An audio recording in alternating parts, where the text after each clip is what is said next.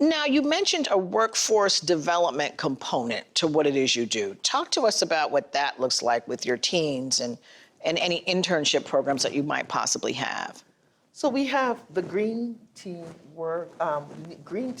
internship program that was developed years ago, and these very green teens now are some part of our community when some are getting ready to be.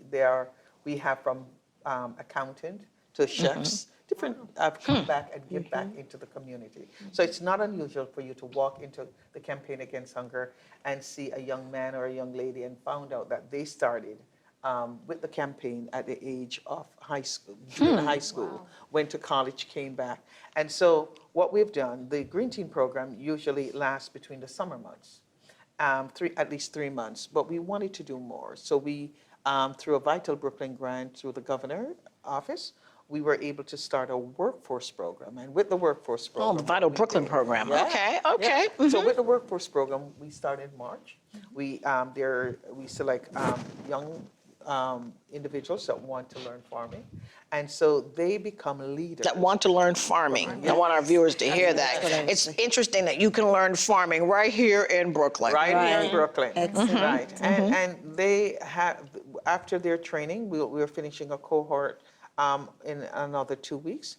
They will then return, or we'll get them placed in jobs, or they will return and they will be the leaders for the next cohort. So that's what we're looking at. So are these students the ones that are doing the farming that creates some of the food that then is taken to areas where it's needed? The most, yes. Wow, Yeah. that's great. It's a great cycle. It happens, and I'm excited. I'm excited for what we have been able to achieve, because I have one student that started with us. He was like 8 years old, and now he's in college. And he was one of the leaders. And so it's a great cycle, and it is families that really need. We had one young lady, just quickly to say, Certainly. we had one young lady undocumented on the line with her mom, and now we are so excited. You find out that she's undocumented through this process? Okay. So we can talk a little bit about that. Right. And so we are really changing lives. I mean, You really certainly changing are. lives. Well, Yes. nothing can change your life better than a good meal.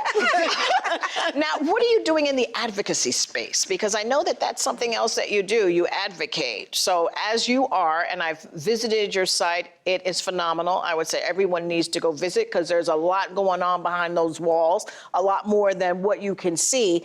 But we still need to have the supermarkets in under-resourced communities. How does one advocate for that? Okay, advocacy is something we have to do. We have to champion for the cause. It is important.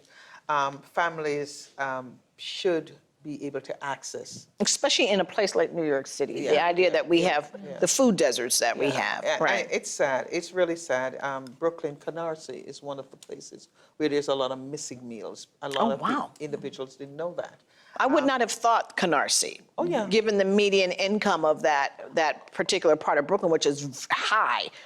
Well, a lot of our attention now is towards Canarsie. Really? There was a time Bed-Stuy was the place that everyone talked about. Bed-Stuy. I was going to ask you what were some of the other areas. Yeah, we've made, there's a vast difference now in Bed-Stuy when it comes to food insecurity. It is still there, but there are other areas that are missing so many meals, and now attention have changed to Canarsie. And so it's difficult. It's really Is there difficult. city land out there that you can farm on?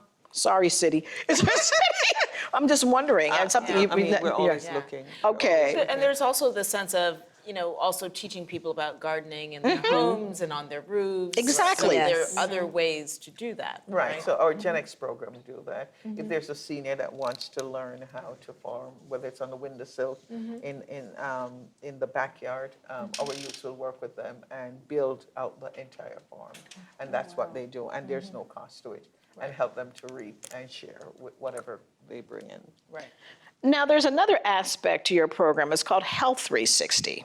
What is Health 360? Well, we just attached the word club to it recently. So Oh, Health 360 Club. 360 Club. Club is always clubby. And that's for our seniors. Oh, okay. So in the midst of the day, whether it's at a senior center or at our facility, seniors come in and they get their vitals checked. And after that, there's a cooking class, of course, how to eat healthier, using probably the same recipe they normally use, but make a twist to that. And then they do an exercise program while their meal is being prepared, whether it's in the oven or what they're baking, whatever they're doing. And there's a lot of conversation around that. And we've found that when they're finished, then they sit and they have a nice dinner. We had one, she was a public school teacher that had a massive stroke. Heard about us, could not walk when we met her. Oh, wow. And Evelyn now is like teaching some of the classes. Oh, my gracious. Yes, yes. So Now, and she aren't keeps you coming. a reverend too? I think Yeah, it right. yeah. So this is ministry for you in a lot of Yes, ways. it is. too. Well, it started out that way. Yeah, let's hear about that. So, with compassion, lived in Brooklyn, moved to New Jersey, wanted the best for the kids, we thought, and went all the way out in South Jersey. And then a woman that was, she was disabled, still disabled in the arm, had 4 kids, needed help, packed from my cupboard, went to visit her, drove all the way back, started giving her randomly, realized it was not an isolated situation. What started with one, then someone told another one, and then the next thing you know, we had about 50 individuals and we had to do something different. But because I'm a reverend and pastor actually, and compassion, you cannot allow your neighbors to be in need and just walk away. You know, we have to get back to that place that we are our brother's keeper. Too many times we miss all that. There's no kindness anymore. We are busy trying to get to the subway and to the trains and to the buses, and you know everybody's just pushing by. No one says good morning anymore. But compassion is why I'm here, and compassion is why I'm still there, to meet all these families and to make sure that they're taken care of. One of the things I've said to my staff, the only way, one reason I will fire you, is if you have mistreated any of these.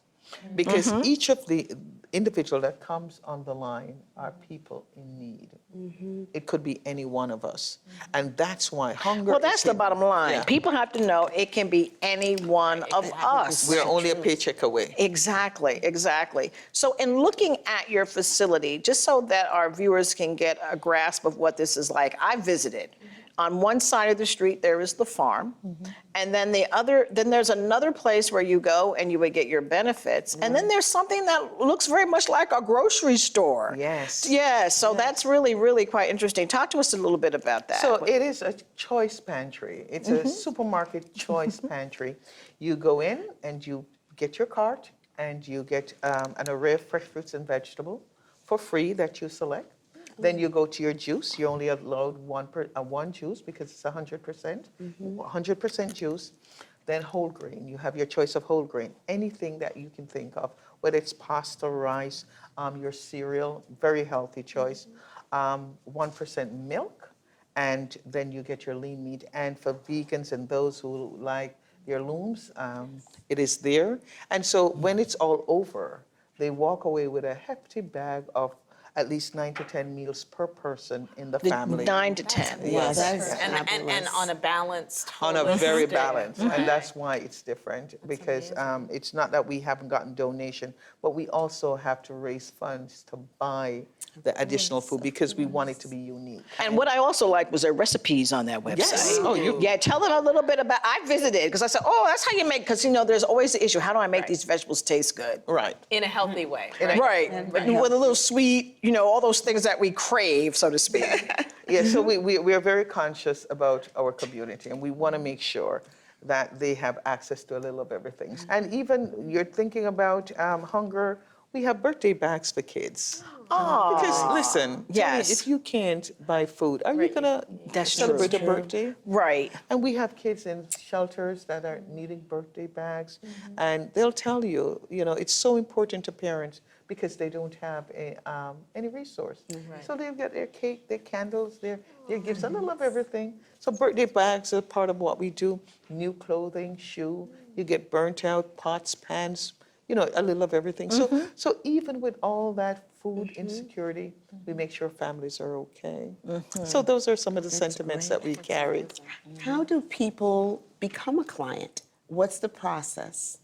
Now, do they just show up? I wouldn't. Yeah, they do. They just show Show up. up or referral, or walk-in. Yeah, and we refer, and if you come in and we don't have what you need, we refer you to someone else. So we have the ability to refer individuals. So you can come in and you need something in the legal field, and we'll get you help there, or housing. We'll help So you there. how do you help? So, wow, this is a very holistic amazing. approach. How do you help with the housing? How do you help with the housing in Well- this borough? We help with applications. Okay. Once there's access, and if we know of any housing, shelter also. And some of the other things we do, we work with the schools, the elementary schools in the neighborhood, kids that are homeless. We make sure they carry home at the end of the week a healthy bag, which is our weekend healthy snack program. They're able to take that home and share with their siblings. So when they normally would be hungry on the weekend, we make sure that they're not. And do you combine this with any, like, some of these mobile units that are out there? I know that Colgate has a dental van, and you know, their mammograms. Do you coordinate at all Yes, with we those do. as well? Yes, we work with Wow. them, yeah. Well, I have to say, your work is tremendous. Thank you. You are serious with a whole lot of compassion. Thank you so much, Dr. Melony Samuels, for Thank all you the great having work you me. do. Thank you so much. And we will see you next time on Brooklyn Savvy.